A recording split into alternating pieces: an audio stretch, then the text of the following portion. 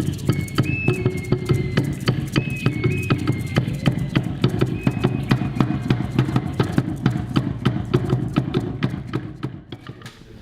have a question here in the front and one in the back, so please. Oh, hey, I'm Victor Wamad, Albuquerque, Nuevo Mexico. Actually, it's a comment, and it's like an optimistic comment. Like last year, the Oscar-winning film was 12 Years a Slave, made for $6 million. Two male actors, one for Dallas Buyers Club, made for $5 million. True stories, both based on true stories. American Hustle, based on a true story, nada. Wolf of Wall Street, based on a true story, nada. Other great true story films last year were, 42, the Jackie Robinson story. Fruitdale Station, the story of an Oakland murder, made for $900,000. So the Hollywood is good stuff is also coming out, mostly out of independent filmmaking. But and the second thing is, for $1,000, you can have a very nice drone and a GoPro camera, and you can shoot anything you want to. You mean film? Film, video film. For Well, for $300, you can get a very nice used Glock. And for like under $10,000, you can get everything you need to provide streaming video of anything that's happening anywhere. You want to be your own journalist, you want to broadcast that there's a riot going on down there, you want to go shoot it, for like less than 10 grand, you can be set up to do that and have really high quality stuff. So but my story is where I've had the audacity to write a film about a Native American woman warrior. Apache, that is. And I say audacity because I'm not a woman, I'm not a Native American, but the Apaches like it. So I'm just putting that out there to let you know if any of you hear about it. I ask for your prayers and your support. I'm sorry that wasn't a question. The working title is Lozen, an Apache Woman Warrior. I used to call it Horse Thief, but they didn't like the name, so I changed it. Victor, do you have a question? I'll let somebody else come back. Stand up, I have a please. question. I'm Bhakti Watts from Portland. And the question is for you, and I didn't quite understand what you were talking about the... Hold on a second. There's a cross We were talk. just trying to get the name of the film, the first name, we couldn't hear it. Okay, great, thanks. I was just trying to understand what you were trying to say about the internet and about the wider range rather than up and down. I didn't quite catch that. I was saying it's the story is purified because what happens is obviously somebody makes up a story. And in fact, in the traditional mythologies, the stories always are first and foremost an ecological description. So a myth always begins with the ecology and geology of a place. And that is the ground that then psychological material comes on, cultural material comes, all that is happening. And it happens through time. And if one particular storyteller puts in an untrue note, other storytellers will eventually cast that out. It'll just get cast out. So what is interesting to me is that process, that happens over long periods of time. But now when we tell stories, so many people are involved, so many more people often than over those, hundreds of years, are involved in working on a story together, finding that group story. So I'm interested to see if something like the same process that happens through time will begin to form our cultural stories, but more in a much shorter period of time because so many people in a broad way are working on it. So can you give an example of a story, of a myth that's been purified? The old ones I can. I mean, that's virtually all of them. But the new ones... Just name one. I just want to understand, I want okay. to understand also what you're saying, because I'm not sure I do. I know I don't, actually. Okay. What's a story everybody knows? The story of Hercules. The story of Hercules is a story where, it is a classic hero story. And the same thing when you go to film school and they make you read Joseph Campbell now, and they've turned it into a formula that you almost have to follow on a lot of film. That formula was made through stories like Jason and the Argonauts and Hercules, and it took a long time to perfect the hero's journey type of story. And so all the really old myths have gone through that process. And that's why the archetypes, they have connected to what I consider a reality, the mythic imaginative, the mythopoetic level of reality in a way. The archetypes are sort of living there, but it takes a while to materialize them. And as I say, get the false notes out.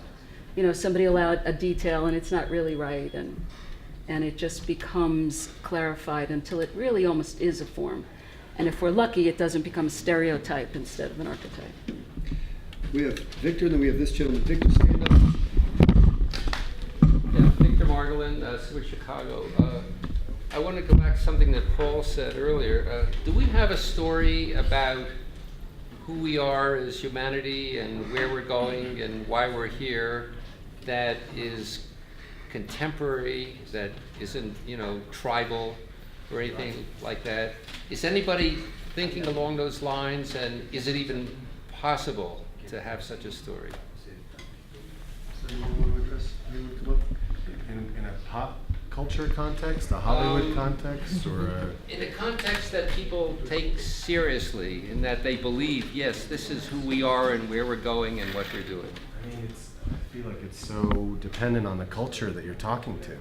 I think speaking as someone from the United States, speaking loudly as someone from the United States, I think that it's a problem that you're bringing up, that there is a lack of a story with continuity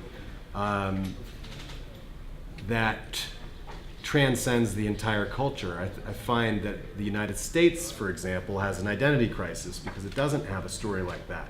Perhaps the closest story you could come to would maybe be The Matrix, which is just, we need an escape from this commercial hell that we're in, and it can't possibly be real.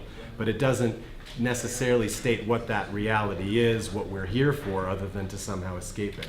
And maybe perhaps there is a beautiful truth in that. I think there is, but I think every culture specifically has their own story. I thought it was so wonderful what everybody's been saying here about how important story is in terms of defining those very basic components of who we are, why we're here, and what we're meant to do. Thinking about goodwill hunting and, Excuse me. yeah. Could people please stand? Oh, sure. And Speaking of turn. Robin Williams, I think of Goodwill Hunting and the one about him being a professor in a boys' school as being positive movies about a wholesome, love-filled life. And I think that you look at Hollywood and you look at U.S. American culture and you see the violence and you see the patriarchy and you see that the story of the culture is not a pretty one. It's not one I even want to look at. When I look at Nate Mackey, who I talked about earlier, this story of beings attempting to become fully human, is this in purgatory, you think? Is this his imagination of what it's like before you reincarnate as a human? Or is this a story from this lost continent of Lemuria? All these potential narratives are going through your head, and that requires you to sit down and take it in and use critical thinking, which is not something you get from your typical Hollywood car crash kind of movie.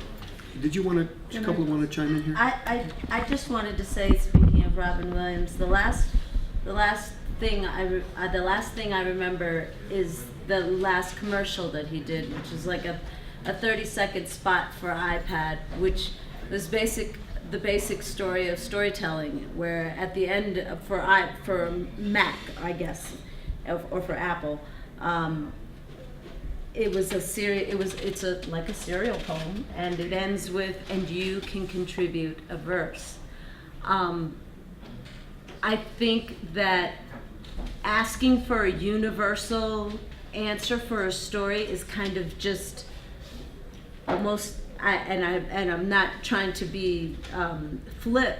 I think it's very American to ask for this universal story. There's so many more stories than the American story, and that I could really, really get into. And I'm as American as I am African, as I am Venezuelan, and all of these things. It's just I just think that we can all contribute a verse. Yeah, I wanted to say one film came to mind from a few years ago called Babel, which was a film that attempted to show that in parallel, at the same time, we are linked to each other across cultures. And I think a few more of those types of films have been coming through, which shows our more global mindset. And there's one that you can look out for, because the book was beautiful. I wanted to even look at the possibility of buying the rights, but Nicole Kidman has good tastes. It's called The Other Hand, and it's a story of a middle-class English woman who gets touched and touches the life of a young African girl. And look out for it. I think it is our world at the moment. I see that Lawrence had his hand up. Lawrence, you still have a question, and we have one in the back, and then we have one here. So I see a recognition. I just wanted to hear more about the storytelling from the human force, because I've become quite cynical about stories, I realize, as I listen, because all stories are valid, and all stories are serving something or convenient for something. And actually, if you look at Iron Man and all those sequels and prequels, they work because they do tap into ancient myths, Hercules and so on. So I'm kind of like, well, either all stories are good or all stories are bullshit. And it's probably both. So I'm kind of waking up when I hear the idea that some stories are better than others. Is that really true? Do some stories come from a different place? The purified myth, the human force, I want to hear more about that. Matthew, you addressed this, I think, before. The two divergent paths, maybe that has something to do with it. All right, so I think one, man, there's so many good topics that have been brought up. I don't even know where to go from here. No pressure. No, none. I don't feel any. A real bad story is the story of why we're at war. So I think that was one that is really significant. There is another story, I call it the BS story, which is that some stories are just entertainment. And I hear that all the time, living in Hollywood, dealing with the executives who don't want to hear original material. I'm literally told, please bring a book that you have the rights to, so that we know that this is going to have an audience that we can sell to. And I'm past the cynical stage. Now I'm just compassionate with everybody's story. And so I'm trying to bring things to them that fit their framework, but that do have content. Stories are never just entertainment, ever. They always have some underlining morality or message, no matter how little even the author herself or himself thought they did. So I think it's up to you to feel, what is this story telling me? What values is it imparting? If it's Arnold Schwarzenegger's True Lies, isn't this a story of absolute chauvinism? If it's the story of Forrest Gump, and my apologies to those who love that American film, if you actually look at it, isn't this a story that is absolutely right-wing, manifest destiny, horrific propaganda that the artist himself has no idea that he and she and all the other people who are involved have created? And so why do people go, oh my God, Forrest Gump is my favorite movie? Is because it's making them feel so good about, I don't have to do anything or think about anything. I can forget all of the huge polemics in American history, from slavery to the Vietnam War to everything, and just buy into the capitalist American dream, and I can be the CEO of Bubba Gump Shrimp Factory or whatever the hell it is. And I never have to look or do any of that critical thinking that you're talking about. So would I call that a bad story? I think you would you can guess what I think of that movie. I never know what you're going to get. Yeah, and Just a box of chocolates. I'm reminded of a teacher who told me that more people are united by their prejudices Yep. than anything else, and I think that speaks to what you're talking about. We had a question in the back for a long time. What's your name? I'm Zuleika. I'm from Colorado in the United States. I have a comment and a question. I wanted to give my sort of short answer to Victor's question. I think maybe our global story is now turning into like an environmental story where things are happening that we feel we don't have a lot of control over, and we have to learn how to adapt to it. And that includes everybody in the world. Climate change affects everybody. And I think that as it progresses and as we progress as human beings, we're going to find that we have a lot more in common when we need to band together and learn how to adapt to this new world, because it's going to happen faster than we would do it in nature. And then just a quick question. I listen to a lot of story podcasts. I listen to Radio Lab and This American Life and Snap Judgment and Vinyl Cafe. And as storytellers, do you find that there's more excitement now, like from the beginning of your career to now, about stories, about hearing everyday people's stories, nothing special, but just people telling stories? Is that your experience as storytellers that people want to share, and is that growing? I feel like it is, because these podcasts are new to me, but I'm just curious what you all think. I would say, No, you go. No, you haven't answered the question yet. I'm a psychologist on the other side, where I earn a living, and there's one phenomenon that's experienced as negative, but I think has a positive subtext, which is reality TV. We're watching each other all the time, and I think a good quality of reality TV is, or at least the intention or the desire is, I want to know who you are and I want to know how you live this life, because it is true, it is hard, and the world is falling up to pieces, and how do you deal with it? Because I need courage. And I think that's the positive intent of reality TV. It doesn't quite come across like that. But you know, I'm an optimist. But also, how will you sell yourself out is an important sub-theme in a lot of this. Where does your integrity end, and what compromises that? Is often. You want to say something?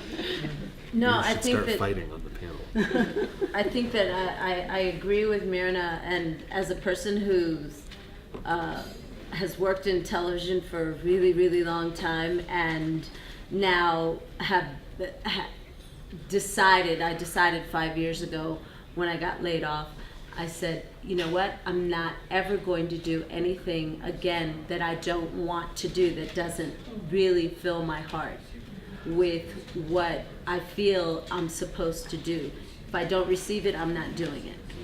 And reality television and living in Washington, D.C., reality television. There's been a lot of reality television that has come through D.C., and then D.C. is your nonfiction capital, or we like to call D.C. Docuwood. So everybody has to come to D.C. because all the experts live there. All the liars live there. All the truth tellers live there. Everybody has to come there because, it's the center of power for the United States. And so I love the fact that there's all these factions of storytelling available to everyone, and within a moment's notice, you don't have to rely on the liars or the truth tellers or those types of things. You can actually rely on yourself or your son or your daughter or or Paul Nelson or Honorah Foah or any of us within the group to get a side of the story that you may be more able to trust. And so I think that that's the heart of resistance and activism, and I think that that's really beautiful for the era that we live in. You had a question. Hi, I'm Miriam Balligan from Subud, New York, and I know that we've been talking about storytelling with film and such, But from my perspective as a technology teacher, I believe that a lot of the stories, especially through Twitter and hashtags, you're talking about that community where people come in. If you hashtag something, you become part of that community that has 140 characters. It's a powerful story. I mean, I have my students all the time, tell me something in 140 characters. And it's going to be powerful. And hashtag it. You have to add the hashtag. Because the hashtag could be any amount of letters, right?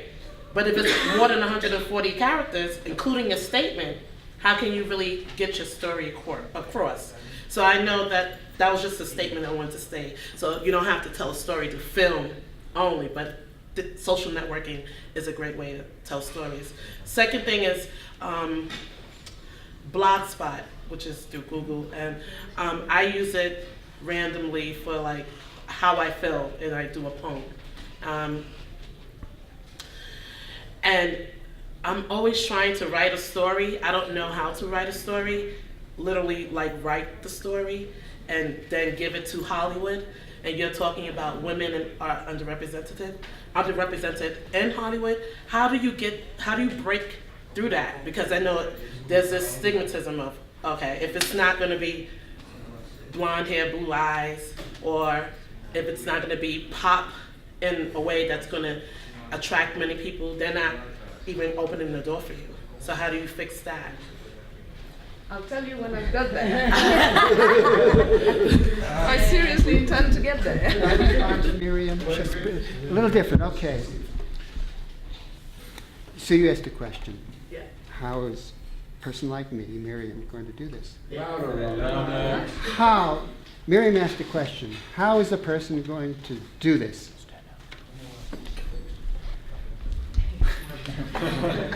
You will answer that question for us. The gentleman with the green shirt right here, will you stand up and tell us who you are? Yeah, I'm Sandy Renna from Boston, and as a reluctant member of the older generation, I'm struck, I'm confused. And so what I'm going to say isn't well formulated, but I suffer a lot from what I call information overload. And as I hear each of you speak, and you're each wonderful at what you do, I'm thinking that I don't have the time to even look up what you've done. And I see my grandchildren who are just overwhelmed by information. And I wonder what that's doing to the development of the self. Because I grew up enjoying time that was quiet and in nature, and I didn't have all this input. And I just wonder what this is doing to their psychological and emotional development. And I'm a little bit scared about the power of the media and the very thing that you all are depending on to some degree to share your art. My feeling at this stage is I don't want to go on YouTube and try to find something that might resonate, because there's so much garbage. Right. I'd rather go out into a field with my own camera and commune with nature and have something that's meaningful for me, and I don't care if anybody else ever sees it. And if somebody else does see it and likes it, fine, but that's not why I'm doing it. I'm not doing it to make a living, but it scares me that the technology is making it seem like it's important to tune into all these different sources. I mean, it blows my mind. It seems so redundant, and it's taking people away from being who they are. Now, you're obviously people who, through the Ladihan and through Subud, have developed a certain amount of understanding of self, and you're coming from that place. But I think for the vast majority of people, I'm a little bit scared. It seems very chaotic.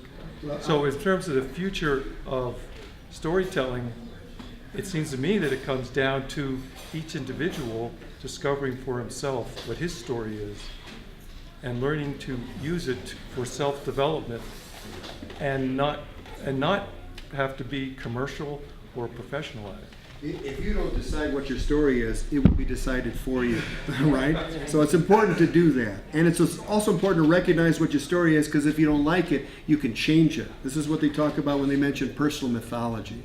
Regarding the kids, there's a woman named Gloria Di Gaetano. She lives in Seattle, actually Bellevue. She's a media literacy activist. And all this watching violent video games, violent TV, she's an expert on it, and it forces people to live in the more animal part, the lizard part of their brain. The antidote for that is literature, is engaging the imagination, which is why Diane DePrimo was right when she said the only war that matters is the war against the imagination. All other wars are subsumed in it, right?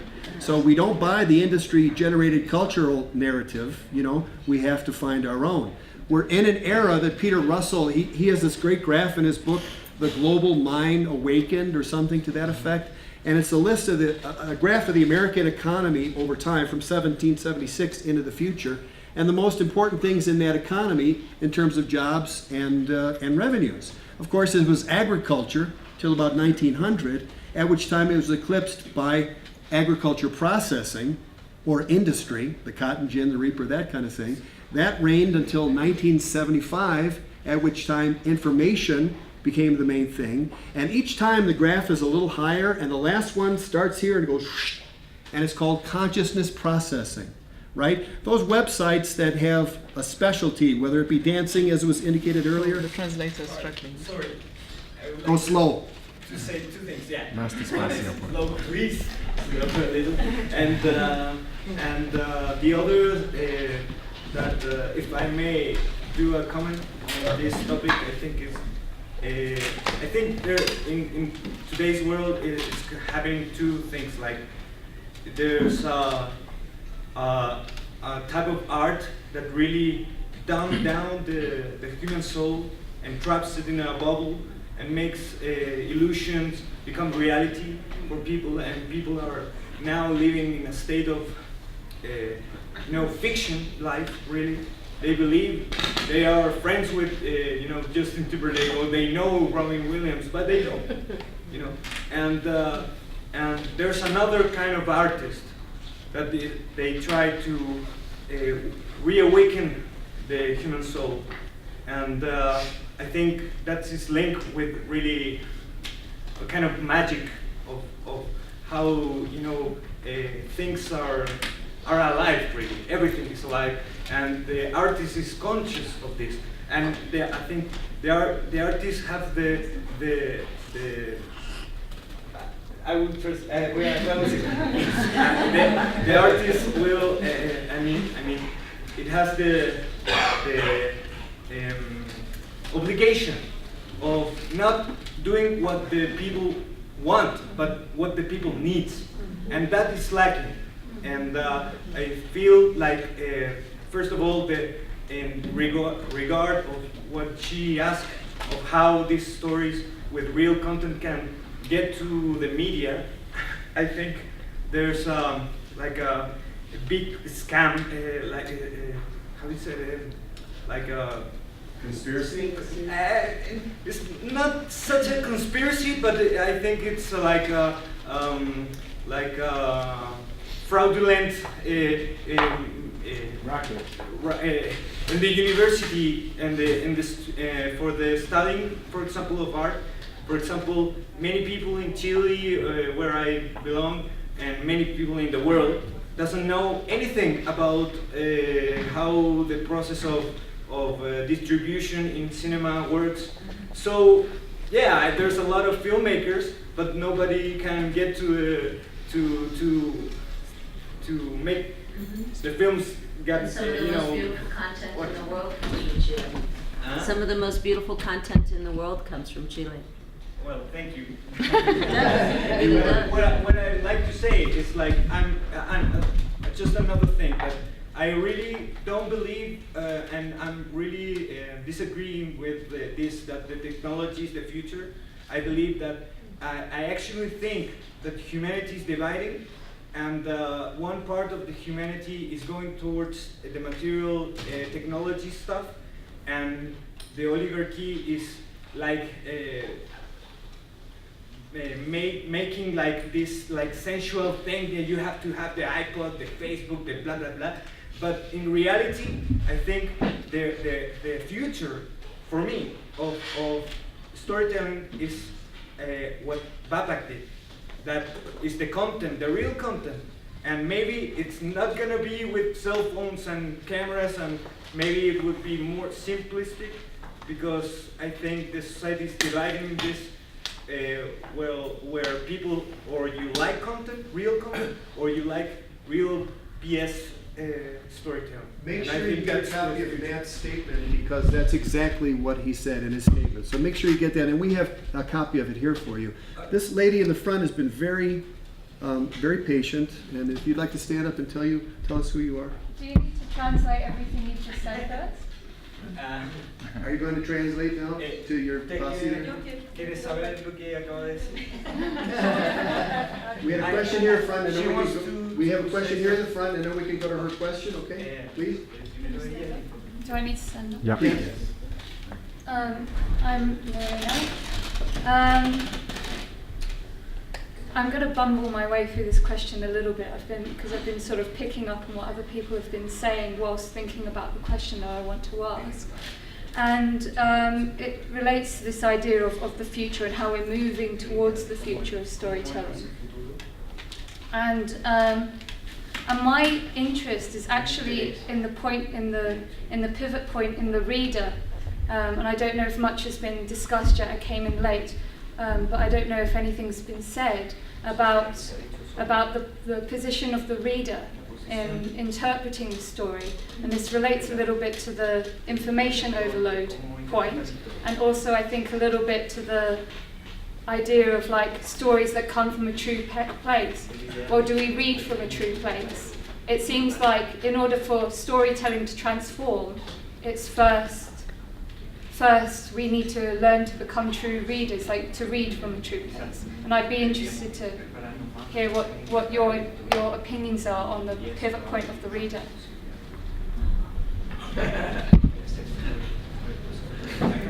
Anyone ready to jump on that?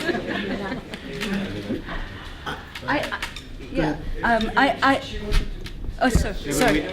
We're answering the first question.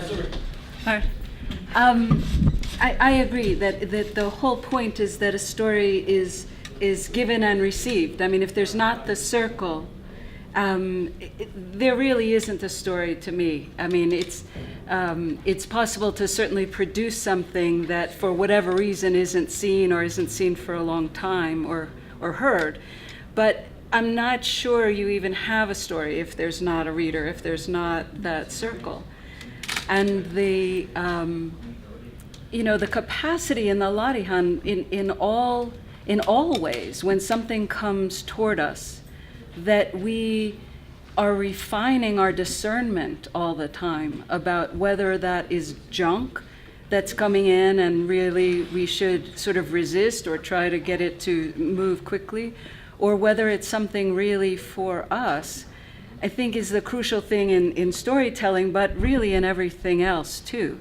And the refinement of the reader or the refinement of the watcher or whatever form that they're taking also allows the teller's voice to refine. When you're doing something and people really receive it and they're able to both receive the best of it but also to resist you when they think you've gone wrong, it's a virtuous cycle. It just makes things really work when both parties are doing their best to be refined and discerning what is human.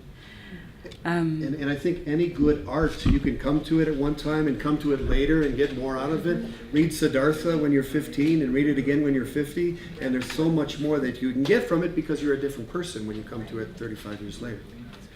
And if I can add, in film you get a finished product and everybody receives it differently. When you read something, you put your imagination in it and there's much more involvement of the reader. You're talking to quite a lot of filmmakers, so you're getting a biased view. We're not thinking of the involvement of the reader that much. But as a psychologist... Reader is a term. No, but it's a great challenge, because in film you do less reading, in a way, I think, and in other forms you do more. And in conversation, as a psychologist, I know that if I'm open and non-judgmental, I will get the story, the real one, of the other person. And I think that's an important aspect of storytelling. If in our conversations we want to get each other's real story, we need to listen in a completely different way. In the back, Senor, your Is it all right if I quickly add one point to that? Very brief point? Or do I need to stand up again? Okay, sorry. Sorry, I just want to say that it actually changes the question of what is a good and bad story as well. This idea that there is a good story that you can get a good message out of, and there's a bad story which you can't get a good story out of. It actually does away with that a little bit, I think. Such an important question. I think there's a correlation between the time that working class people across the world developed the ability to read, and that reading wasn't just an exclusive right of the royalty or hierarchy in church and so forth, and you see the rise of democracy and power, people power, when they're actually able to read for the first time. It's an incredible empowerment. So in the idea of reading, as you're talking about it now within the context of film, it's really important for us, in order to be readers, discerning readers, to have an ability to decode what it is that we're looking at, and whether that's intellectually or spiritually, that it's an important facility to have, to know what is this story touching, why is this story touching me, and what part of me is it touching? in the back, Senor, the question. I speak Spanish. Yo no quiero hacerles preguntas, sino I don't want to do questions. Sino hacerles un reconocimiento a ustedes.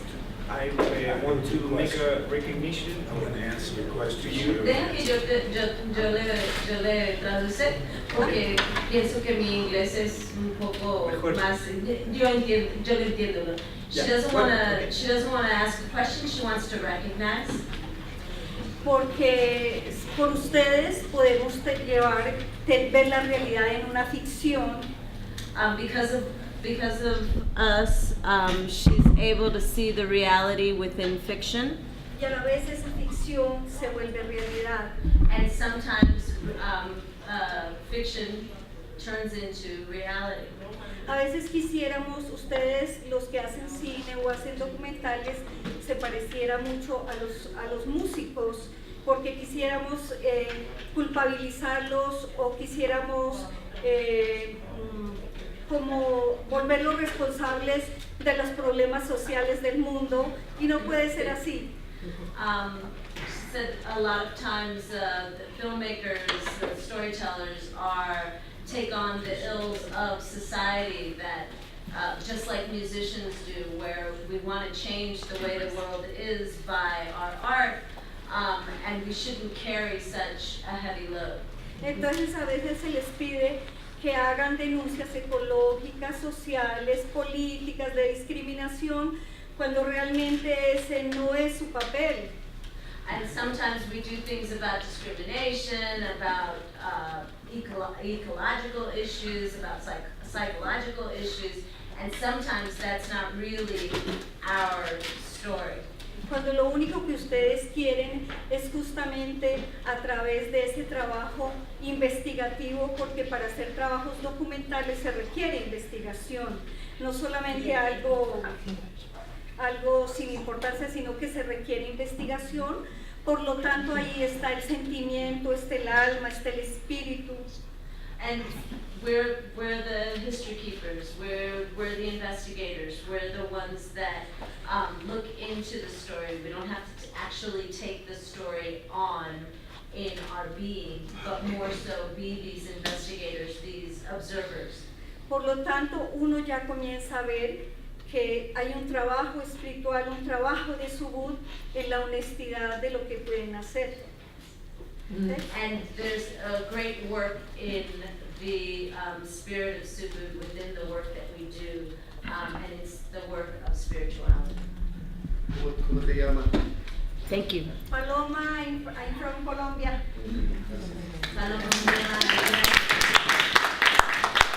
We have one more question, and then what we're going to do is just allow you to talk to the panelists and talk with each other. So let's have this final question. I'm Mardia Simpson from Australia. This isn't so much a question, just a piece of information to share because I'm an information junkie. In Australia, there's been developed in recent years, initiated in the city of Adelaide, a therapy called narrative therapy. Maybe you've heard of it, maybe it's also overseas, but there was some pioneers of that project that have developed it and have a training.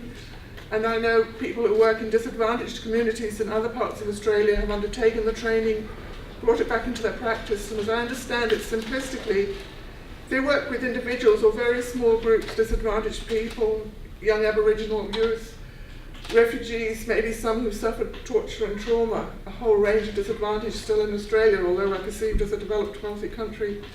And as I understand it from someone who's done this training seriously over 2 years and brought it back into his practice, people get trapped in their own stories as given them by society. They're stereotyped, or the pain and the horror of what happened before becomes their sort of cage, their story. And working within the narrative therapy process, it's able to be reformed and reframed in a negotiation and with a supportive way, so that they can actually perceive and understand themselves in a different context that allows them to kind of break through into a new way of being. And I just thought I'd share that. Maybe other countries have that process in place, but story being used as therapy and in a healing capacity, I believe, is also a really useful show. Is there a last question that we can go on? Does anyone have? No? With that said, first of all, thanks to Andrew Hall for recording this. Very grateful.